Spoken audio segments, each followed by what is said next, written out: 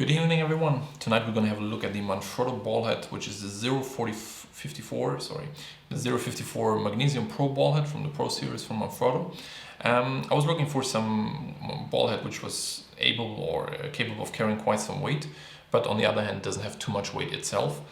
I'm using a carbon tripod, which is really light and really high, so I didn't want to ruin that by putting a really heavy ballhead, which is like 1.5 kilograms on top of it. So this is around 700 grams. I put it on weight before. It shows 703 grams, so it's quite light. Nevertheless, it's capable of carrying 10 kilograms, so it should carry quite some heavy camera equipment anyway. Special about that ballhead is the Manfrotto release plate, of course.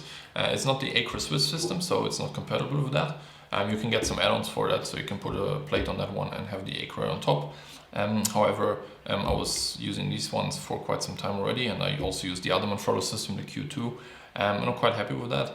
This is capable of carrying quite some weight, and it's really stiff inside, so it doesn't move at all actually. And the ballhead itself doesn't move at all either. I'm not going to put anything else on that. Those plates you can, of course, buy as an add-on as well. It's around $25. It should be around 25, or not $30, let's say. It's around 25 euro. And I'm using more of these plates because I put them under all my lenses and cameras, and then I will usually leave them there because it has this screwdriver system on the bottom, so you can't quick release it or anything else. Of course you can, but then you can't tighten it too much. So otherwise you have to carry a screwdriver around with you, and usually I'm not doing that. Build-wise, it's a really proper build. I mean, it's magnesia, so it's really heavy. Well, it feels really heavy, and it's quite large, as you can see. Actually, it's 12 centimeters high, so you have to add this to your tripod height in total. So I reach around 2 meters, plus the camera, of course. Anything else to say about that is the typical Manfrotto plate on the bottom, which has this 360-degree scale on it, so you can take some panorama shots of that as well. Here's the release for that especially. I can't move this at the moment because it just doesn't have enough weight on the bottom, or let's say I can't grip it enough to turn it, but nevertheless it works, trust me on that one. Additionally, of course, you have the unlock for the ball itself, and you have the friction wheel here. To adjust the friction, actually I put it quite high now because when I unpacked it a few minutes ago and I released that one here, the ball just fell to the side like a stone, so it was really loose actually. Another thing I haven't seen on the Manfrotto tripod ballhead yet is this one here. When I move it, you can see it opens up a bit here. It's plastic, of course, but it doesn't matter. It allows you to go more than 90 degrees from the horizontal side.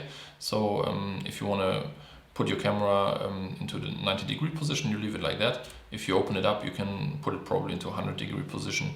I guess you can read it on the website, but I'm not sure if I'm ever going to using it because so far I had the 90-degree option only. I didn't have that before, and for me it was always enough to have proper 90 degrees, so I know, it's definitely 90 degrees, not 95 or 80 or whatever else.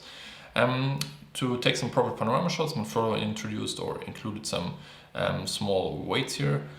So you can balance it on 3 axes, as you can see. There are 2 on the back side, 2 on the side and 1 on the back side actually. This is the back side.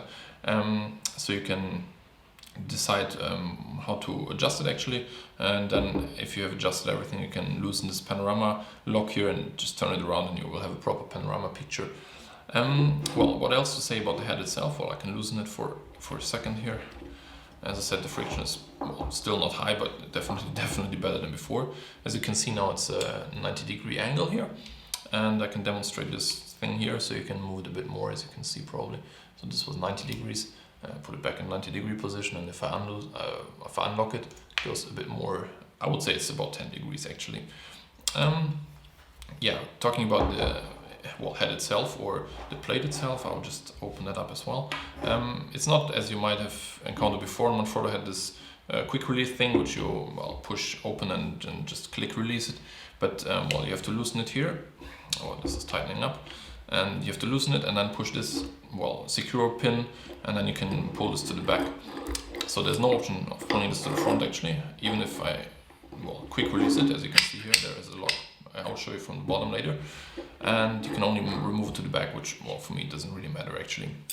Looking on the back side, you can see it just doesn't go out here, and you can also push this in by not pushing this quick release thing. You can see slides in here, and then at some point it clicks and then it's in. So now it's locked, so the camera, even if you accidentally loosen it, or the camera has some counterweight, or it doesn't have the weight balanced properly, it can't fall out, which is really helpful at some point, trust me on that one. Well, yeah, what camera you want to use with that tripod head? To be honest, it's not really head for small tripods or small cameras, because first of all, the price might be too high for small tripod and small camera, and of course the weight it can carry. It just doesn't make sense to have a really small DSLM or small DSLR, entry-level DSLR, to be honest, on that big head. Well, there are different heads from Manfrotto if you want to stick with Manfrotto. They are smaller, lighter, and of course much cheaper. And this is rather a head for some heavy telelenses and some heavy camera bodies itself, so some full-frame cameras.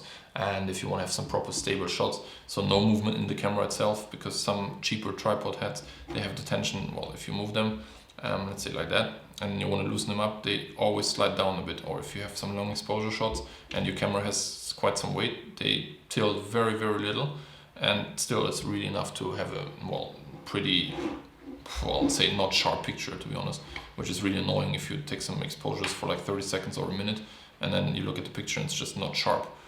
Yeah, well, if you have any questions concerning the tripod, please feel free to leave me a comment.